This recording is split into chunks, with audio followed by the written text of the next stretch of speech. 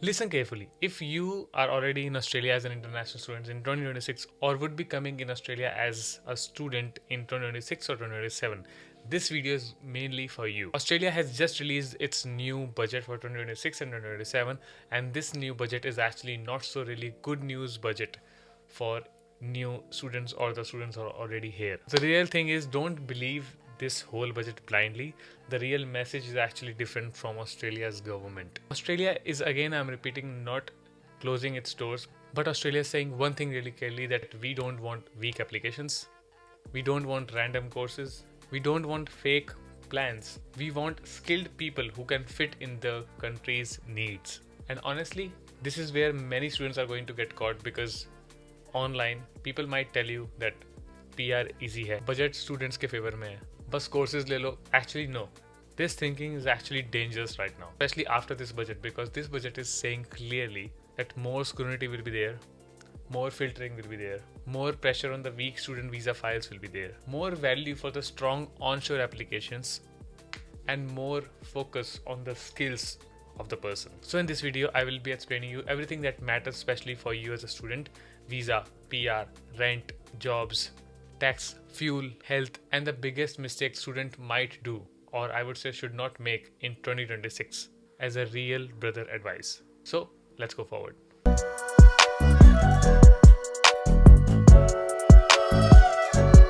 Hey guys, hello, welcome back to the video. This is your KapsLock, and today we are back with another video. Just to tell you, this video is gonna be really urgent and important topic. That's why my editor is not gonna be editing this video. I am gonna be editing this video, so it's not gonna be too much text, flashy animations and all. It's just gonna be basic information. So stay there and listen to the whole video, because this is really important for you. So let's start. The biggest message of this budget. Let's talk on this. The budget is not saying Australia hates international students. No, that's not true. But it's also not saying that everything will be coming and everything will be so easy. This is also not true. The real message is Australia still wants migrants, yes, but Australia right now wants a very filtered type of migrant. Younger, skilled, educated, someone who's already in Australia, someone connected to real labor shortages. That's the pattern Australia is going to be following in 2026 and 2027. The permanent migration program right now is 1,85,000. So the number has increased. So in easy words, there will be 1,85,000 places for you to get PR in Australia. But let me tell you, more than 70% of the people from this whole number will be the people who are getting places just because of having skilled migration. This part is actually important for you to understand. The government right now is prioritizing the onshore applications, meaning if you are already in Australia and if your file is actually strong, this can really help you. But don't get excited too early. Being onshore in Australia is not enough for you, being honest. If your course is weak, if your job experience is random, and if your PR plan is dekh lenge later, then being in Australia won't magically save you. That's the reality. Australia is rewarding strategic people right now, and strong profiles, not the people who are confused, not the profiles who are confused. Another part is student visa is actually going to be increasing. Let's talk visas. Well, this is the part students need to hear properly. The budget is actually putting money into migration system integrity, and obviously you can see that inside this whole budget there is specific money that's going to be used for tighter scrutiny of the student visa application. Either it's onshore if it's offshore. This means application outside Australia and applications from inside Australia are actually getting watched, both of them, really, really carefully. If your profile is weak, you're in trouble. If your SOP is copy pasted, you're in trouble. If your course choice does not make sense, you're in trouble. If your financial documents look like they are getting forced, then you're in trouble. If your previous study and future courses does not make a connection, then you're in trouble. And this is where the students are messing up really high. They actually think that visa officers might just only take care about the bank balances. No, they check the full story of the person. Why this course? Why this university? Why Australia? Why right now when you're applying for the file? What is your career plan? Does your study history match your application? Does your financial situation actually look real? Does your plan look genuine or suspicious? And you know what? With more scrutiny funded into this budget, because of this, weak files will be exposed really fast. So I would say don't do this mistake. Make connections. Be genuine. and if you're applying in 2026, your application cannot look lazy.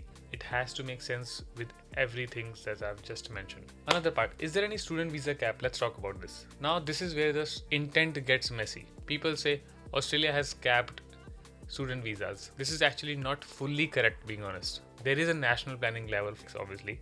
There are provider allocations. There is Ministerial Direction 115, which we have talked before, processing priority. But Home Affairs has clearly, obviously said that this is not a visa cap, being honest. It does not guarantee whether the visa will be granted or refused. But you need to listen carefully one thing. Just because it's not a technical cap of a student visa, that also does not mean that everything is normal. Processing matters. Provider matters, university choice matters, course choice matters. If your provider is under pressure, if your provider has reached certain threshold value, if your application looks weak, your file may move slower or face more pressure while it's getting assessed, obviously, by the visa officer. So right now what you can do, don't listen to these two particular extremes. One, someone says Australia banned students. No, that's wrong. Someone might say nothing has changed, everything is normal, apply normally. No, that's also not true. The truth is again in the middle, which means Australia has not closed its doors, but the door is now more controlled for the person who's coming in. Now, another part, because of this budget, did PR become easy? Let's talk on this. That's the big question. Did this budget make the PR easy for international students? Let me be really honest, no. It did not make PR easy, but it made PR more targeted. The difference is Australia is not saying study anything and get PR. No. Australia is saying that we are moving towards a system when a course, an occupation, a set of skills, your age, your education level, and your work experience all matter. And you know what? The points test is also getting redesigned to better select younger, high skilled, and better educated migrant to stay in Australia and get PR easily.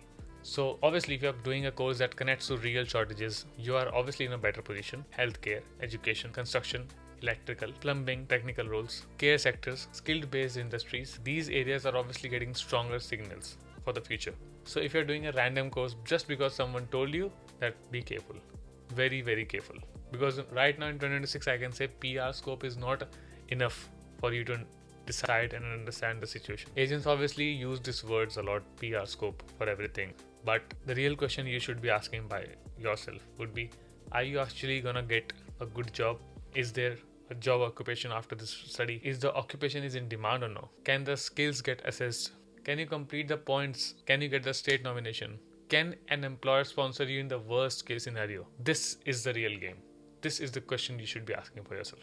Now, another part, you might be hearing from so many social media videos that onshore students have an advantage, but it's not for everyone. For students who are already in Australia, you do have one particular advantage to stay in Australia. The budget, we can see clearly, is prioritizing the people who are already in Australia, especially students. That means strong onshore applications are in a better position compared to the ones who are offshore. But again, don't misunderstand this. You need to understand one point clearly. Onshore students or onshore visas does not guarantee you to get a PR. It does not guarantee an easy way to get PR. And it does not obviously guarantee that having a bad planning can be forgiven. If you are here studying something really strong, if you are here building relevant work experience, if you are here improving your English, if you are here planning your skills assessment early, if your occupation connects to the real demand, yes, this direction can obviously save you. But if you are here doing a weak course, working in random cash jobs, ignoring your English, ignoring your skill assessment, and hoping for some magic pathway to come in the way, then no, that's not an advantage for you. Even if you're onshore, you're not in a strong position in that particular scenario. And honestly, this is where many of the students wake up too late. They finish the course, then they ask, bro, ab PR kaise hogi? And that's what we call a wrong timing. You should ask that before choosing the course, not after spending 2 years or thousands of dollars in your study. Okay, another part. Everyone know about this already, but I think I should mention this. Temporary graduate visa 485, subclass 485, got more expensive, yes. On 1st of March 2026, I believe most of the people know that the fees has been increased by 100%, which means I believe right now the value is 4,600, but make sure to double check. And if I'm wrong, let me know in the comment section. Yes, 485 is useful. You need this visa, obviously. You need to spend more to get this right now, but you need this visa to go forward and apply for your PR purposes and all For many students, it's really important because it gives you the time to work, prepare for skill assessment, improve your points, and move forward toward PR options, obviously. So I would say don't treat it like a casual backup. You need more money ready right now to apply for this. You need a plan before graduation at what to do in the future, and you need to know what you're gonna do during that visa. You need a whole planogram. But you know what? Many of the students just waste this 485 period, being honest. They get the visa, then they relax later. 1 year is actually gone, then they panic. Oh my god, what to do now? Don't do that. The 485 visa is actually not a holiday time, being honest. It's a strategy time. Another part, because of this new budget, what's going on with the rent and housing reality? Let's talk on this. I'll be really straightforward and clear. This new budget is actually not going to be magically reducing your next semester rent. No. And also, if someone is saying rent कम हो जाएगा budget आने के बाद, that's nonsense. Australia is getting expensive, everyone knows. The world is getting expensive. Obviously, you know the reason. War. Not solely one reason, but there's more reasons too. The government is putting money related to housing related infrastructure. Obviously, they want more houses. There is $2 billion local infrastructure fund in this new budget, we can see. And the government says that it could support up to 65,000 houses or homes, I would say, over the next decades. There are also changes around foreign buyers, negative gearing, and capital gains tax. But these are the long-term structural changes. They might not instantly relieve the rent. You stay in Sydney, Melbourne, Brisbane, Adelaide, Perth. The rent is not going to be becoming cheaper just because of this new budget. Students actually need to plan on the reality basis. Rent is still obviously one of the biggest pressures students might still face. Vacancy is really tight, especially people who are coming in the next intake. Student accommodation growth is not increasing, sadly. And why stupid mistakes are getting made by the students. They calculate only tuition fees, they do not calculate accommodation fees. If you are watching this video, please calculate accommodation fees as well. They forget bond, they forget groceries, they forget rent, they forget transport if they are living really far. And they obviously forget emergency money as well. And then they come on any day and then they start saying, oh my god, Australia is really expensive, I didn't expect it. You are not calculating. It's not about expectation, it's about calculation.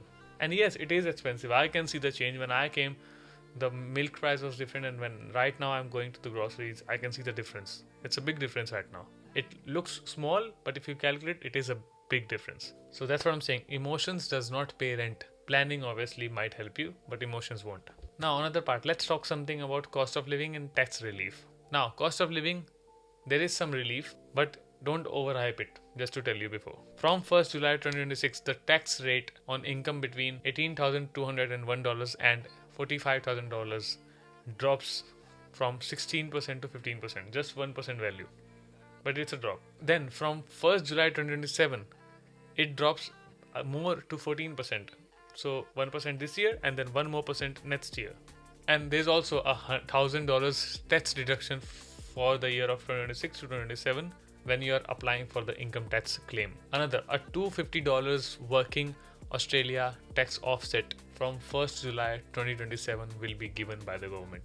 And everyone knew, last videos I've posted that fuel excise has been reduced for 3 months from 1st April 2026. So if you drive more or if you do Uber, if you travel a lot by the car, you might feel some benefit. But there's one thing you need to understand, that this actually does not mean free money for the international students. No, these benefits depend on your income. They depend on your tax residency. They actually depend on whether you lodge tax properly or not. And obviously Australian overseas students who are living here for more than 6 months or at least 6 months may be considered as Australian residents for tax purposes. But obviously that depends on tax rules as well, not just your visa label. Also, the tax deductions and offset are not magical weekly cash payments. You actually get benefits when you lodge the tax return after 1 year or always.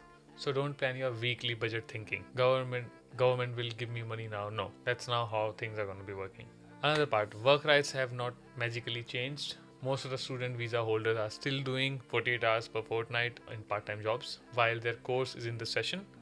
The rule is still important, and obviously do not build your whole Australia plan on working full-time hours, even on cash and all. No, that's illegal. And Home Affairs obviously clearly stated that students should not rely only on the part-time jobs and work hours to support themselves and their family in Australia.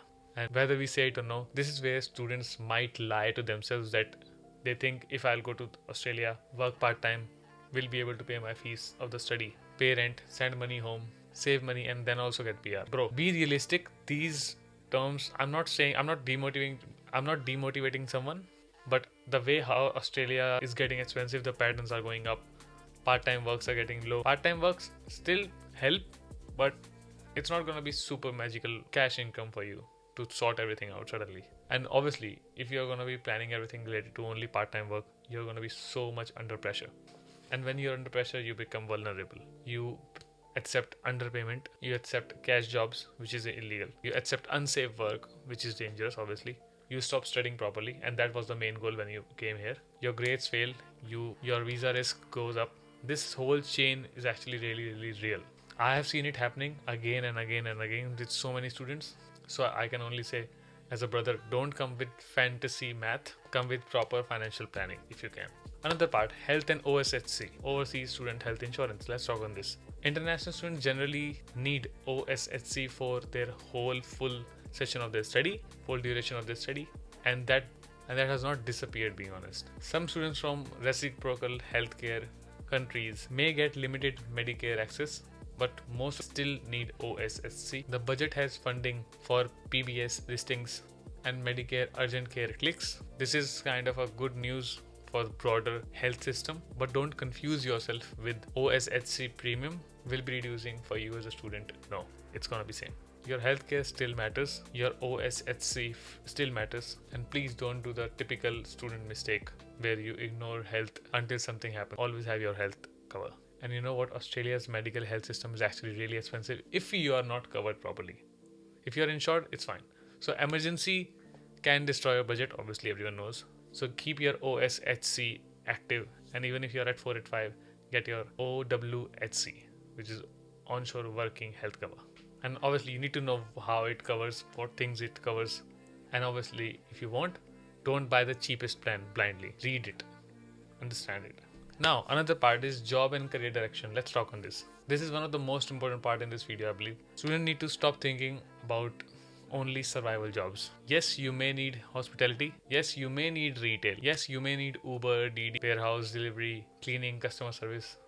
This is normal. If your long-term goal is PR or settlement, you need pathway jobs which are connected to your studies which you did. A survival job can pay your bills. A survival job can not build your future. A pathway job can build your future. Australia's employment growth are really strong in areas like healthcare, social assistance, education and training, and construction. The budget is also supporting trade skills occupations and licensing pathways. So if you're smart, you will obviously ask, how can I enter into a sector that is connected to my studies or that is connected to my future that I want to build? Not just where can I get a random job, any job tomorrow. That should not be a question. Scams and exploitation. Let's talk on this. Because of this new budget, when visa gets tight, when rents get expensive, when students become more desperate, scammers become active. Yes, it's true. Rental scams are already a big problem. How? Fake landlords just send you fake photos of the properties. They are not even their own. And rental addresses, fake documents, and then they actually pressure you to pay the bond really quickly. And they might say, many people are interested, you pay it right now. If you are a person who are already overseas, and I've seen this example, then you might pay. But then when they get their money, they just disappear. That's a scam. Don't fall for this scam, please. Do not send money before proper inspection or proper checks. Do not transfer the bond directly to a random person without understanding the legal requirements. And if something feels too cheap, too urgent, or too perfect, too good to be true, be suspicious. And same with jobs as well. If someone says, I'll pay you cash, but below minimum wages, this is known as exploitation of the student. If someone says you're on a student visa and you cannot complain, that's also wrong. Fair Work says that visa holders and migrant workers have the same workplace rights as everyone does who are already in Australia. You're not supposed to accept underpayments just because you're an international student. You can still complain about this. And yes, there are protections in place for exploited workers. So I would say don't let these fears make you a silent person, because silence is exactly what the bad employers want. So if you're getting exploited, speak up. Now, some big myths students need to stop believing. Myth number 1, the budget is announcing a hard student visa cap. No, this is not accurate. There are provider allocations, yes. There is a managed growth, yes. There is a processing priority, yes. But it's not a simple cap. Myth number 2. Everyone is getting PR easily when they come to Australia. No. Onshore applications help if your profile is strong.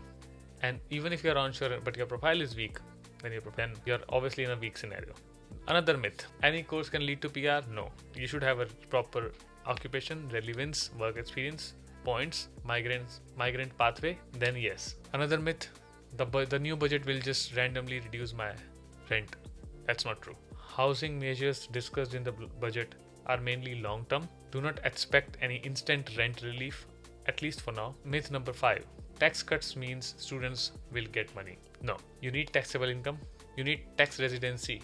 And you know what? Many tax comes at the tax time when you lodge it. Not just right now, not just instantly. So what to do if you're a student? What should you do? What's the to-do list? So if you're planning to come to Australia and you're already outside Australia, obviously, first choose your course properly, not emotionally, not because your cousin or relative said, not because it looks easy, not because your agent said PRs. No. Look at the occupation, look at the skill assessment, look at the jobs, look at the job demand, look at the state nomination, look at the visa rights, look at your background. Second, make your genuine student explanation strong. Your career plan matters, your course choice matters, your finances matters a lot, your documents must match your story. Third, choose your provider carefully. In 2026, provider allocation and quality matters a lot. Cheap provider can become expensive later in the future, so try not to chase the cheap options. Now, if someone who's already in Australia, what to do after this new budget? Start building your profile now, study English, improve, understand your skill assessment early, get experience in your field, don't waste your 485 visa, don't stay stuck in your survival jobs, don't ignore tax and super, don't accept underpayment, and please stop planning PR just on the basis of TikTok, Insta, YouTube comments. Speak to registered migrant professionals if you are in need, but even before that, educate yourself properly, because if you don't understand your pathway properly, no one can. So the conclusion, the budget is actually not anti-student, being honest, but it is actually an anti-weak pathway. This would be the best line how you can understand this budget. If you're genuine, if your course is credible, if your documents are strong, if your finances are realistic, if your studies connect to a real skilled career, Australia is still open for you. But if your plan is any job, any course, part-time job, agent ne bola hai, to sahi hoga obviously. Then listen carefully. You're planning a dangerous game ahead. Australia is obviously becoming more selective, as I mentioned. Not impossible, selective. And selective means confused students will be out and lose first. So don't get confused, plan properly. And ask hard questions before sending money to anyone. That's a really big scam. Please don't make decisions based on the hype. And yes, so if this video helped you and made you understand so many points which I've mentioned, like this video, share this to someone and who want to understand the budget and the points as a student you need to know. If you're coming or if you're already in Australia, these points are really important for you. This is KapsLock signing off. Make sure to subscribe my other channels, KapsLock channel, which is mainly for podcasts. There's so many upcoming podcasts you need to listen to, and you will be getting so much information. Links are in the description, and the blogging channel as well if you want to. This channel is mainly here to help you. Sorry, there was not so much editing in this video because this video was mainly for you to get information. Well, anyway, it's KapsLock signing off. Like, share, and subscribe to this channel for more information. See you guys. If you have any things for me or for other people, comment them below. Share this video so much so that everyone can understand most of the points just from this one video for this new budget. And comment your points.